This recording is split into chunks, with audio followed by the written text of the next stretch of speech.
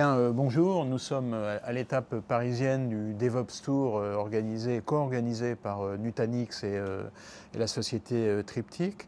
Et je suis en compagnie de Jean-Philippe Aubrien, qui est architecte solution de la société CloudBees. Tout à fait. Jean-Philippe, bonjour. Bonjour.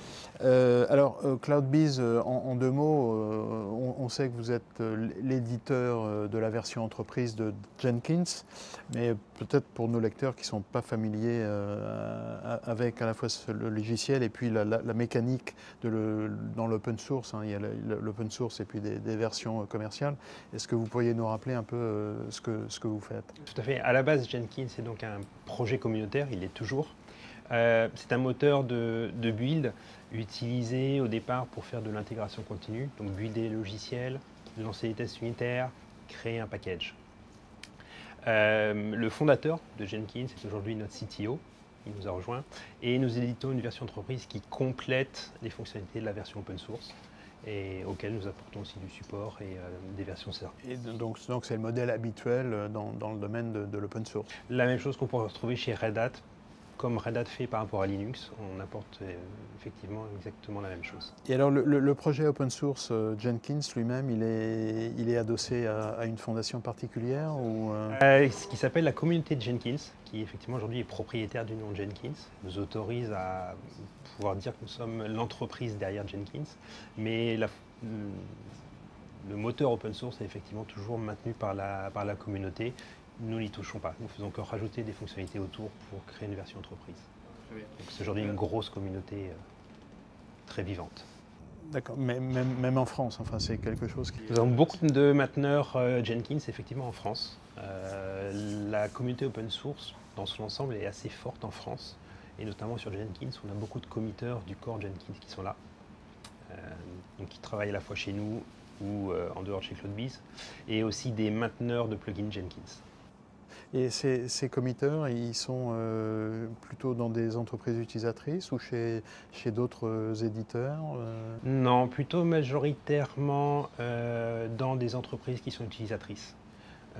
En général, un plugin naît à cause d'un besoin. On a besoin d'intégrer Jenkins avec tel logiciel. Quelqu'un se dit, hop, je m'y mets, je vais le faire. C'est comme ça que les gens commencent à tomber dans la communauté Jenkins en se lançant sur l'écriture ou la maintenance d'un plugin existant parce que leur usage le leur impose. Très bien. Alors donc vous êtes sponsor de ce DevOps Tour, donc qui, on le rappelle, se déroule dans 6 villes différentes de l'Hexagone. Finalement, quelle est la raison de cette participation un peu accentuée à ce DevOps Tour? Je dirais que CloudBees, on est tombé dans la culture DevOps depuis le début. Pourquoi? Parce que Jenkins est donc à la base un moteur d'intégration continue. Depuis la version 2, on est passé sur du déploiement continu, le continuous deployment, le continuous delivery aussi, et qui est vraiment une part intrinsèque de la mouvance DevOps qu'on voit apparaître vraiment un peu partout aujourd'hui. Cette mouvance va avoir plusieurs axes, l'axe process, l'axe people et un axe technologique. Donc évidemment, on se positionne sur l'axe technologie en tant qu'outil de la culture DevOps, mais on voit beaucoup des changements de process et l'impact que ça peut avoir sur les humains, puisqu'au début, on était très présent sur l'intégration continue, et en faisant grandir cette intégration continue, on passe sur du déploiement continu, et on voit qu'on commence à impacter des gens qui viennent des équipes Ops, qui vont changer des choses côté management, et on voit vraiment des gros impacts sur les process et les personnes. Et dans ce mouvement DevOps qui, comme son nom l'indique, a vraiment deux parties prenantes, hein, les devs et les ops, est-ce que les deux parties vont à la rencontre l'une de l'autre, c'est-à-dire qu'ils font la moitié du chemin, ou est-ce qu'il y a une des deux populations qui finalement est plus impliquée et va vers l'autre de manière un peu plus approfondie? Historiquement, Jenkins a démarré plutôt côté dev, puisque les devs s'en sont servis pour automatiser la construction de leur logiciel. Et à partir du moment où ils ont commencé à vouloir déployer sur des environnements, ils se sont mis à rencontrer la population Ops, qui elle a commencé à arriver. Et en fait, ce mouvement s'est produit au même moment où les Ops ont commencé à découvrir l'infrastructure as code et découvrir qu'eux aussi devaient exécuter des tests sur les automatismes qu'ils pouvaient mettre en place. Donc j'irai au même moment où les ops ont dû se rapprocher naturellement des devs, parce qu'ils ont finalement une culture qui est beaucoup plus proche de ce qu'on peut croire, les devs ont dû naturellement se rapprocher des ops et voilà, très souvent le point de convergence. Et donc les deux ont bien compris que finalement ils avaient intérêt, enfin ces deux populations, elles avaient intérêt à se rapprocher et donc elles sont gagnantes dans cette opération. Donc finalement ça facilite un peu les choses, je suppose. C'est exactement, c'est tout à fait ça. Chacun apprend de l'autre. Et de toute façon, si on veut aller plus vite et livrer du code de meilleure qualité, de façon plus rapidement et de façon incrémentale, les deux doivent communiquer. Alors, donc tout à l'heure, vous venez de parler de déploiement continu, continuous delivery en anglais. C'est quelque chose qu'on comprend, qu'on conçoit assez facilement sur des petites équipes, des petits projets. Maintenant, quand on est dans le cadre de grosses applications, est-ce que finalement on fait exactement la même chose ou est-ce qu'il faut procéder de manière un petit peu différente? Le but ultime est quand même d'automatiser le déploiement et l'exécution de tests sur tous les environnements jusqu'au stade ultime qui est le déploiement en production. Évidemment, on va pouvoir aller plus rapidement avec une petite application, mais les principes sont exactement les mêmes pour une grosse application, sauf qu'il y aura plus de travail à faire. Mais évidemment, il faudra automatiser des tests, il faudra automatiser des déploiements, et ça, que l'application soit petite ou grosse, il faut le faire.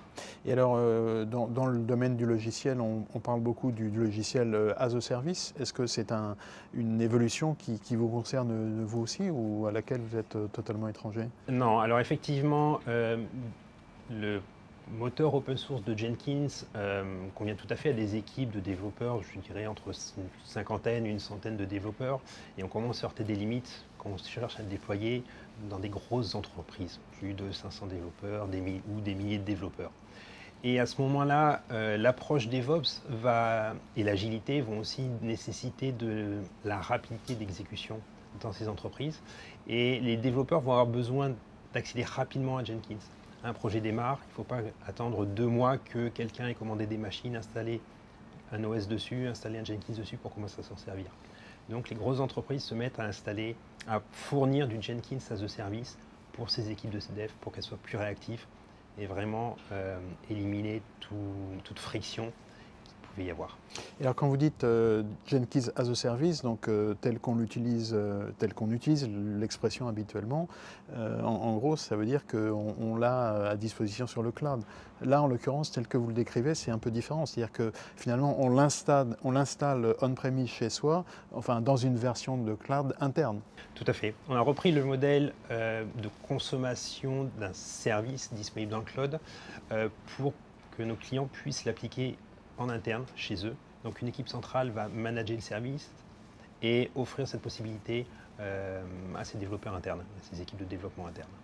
C'est exactement le même modèle qui est répliqué on-premise, où nos clients l'installent sur leur propre data center, dans leur compte AWS, Azure ou autre, peu importe l'endroit, ils le mettent où ils veulent et après ils offrent vraiment, on peut demander un Jenkins et l'avoir 15 secondes plus tard, avoir son propre serveur prêt à fonctionner. Dans les différentes étapes de ce DevOps Tour, là, donc vous avez rencontré un certain nombre de la population, c'est plutôt des développeurs, donc c'est des gens qui sont assez familiers avec vos produits. Les développeurs sont nettement plus familiers de Jenkins, puisque aujourd'hui Jenkins est le moteur d'intégration continue le plus utilisé au monde. On considère que 70 à 80% des développeurs du monde Java utilisent Jenkins. Les Ops, donc qui sont aussi une population importante sur cet événement, le connaissent moins, mais ce n'est pas un inconnu. Ils en ont entendu parler, puisqu'évidemment ils communiquent avec les devs. Ils en ont entendu parler, des fois ils ont à le maintenir. Et là, je dirais, le continuous delivery les pousse à commencer à l'utiliser de plus en plus. Très bien, je crois qu'on a fait un tour assez complet. Jean-Philippe Brien, merci beaucoup. Merci à vous.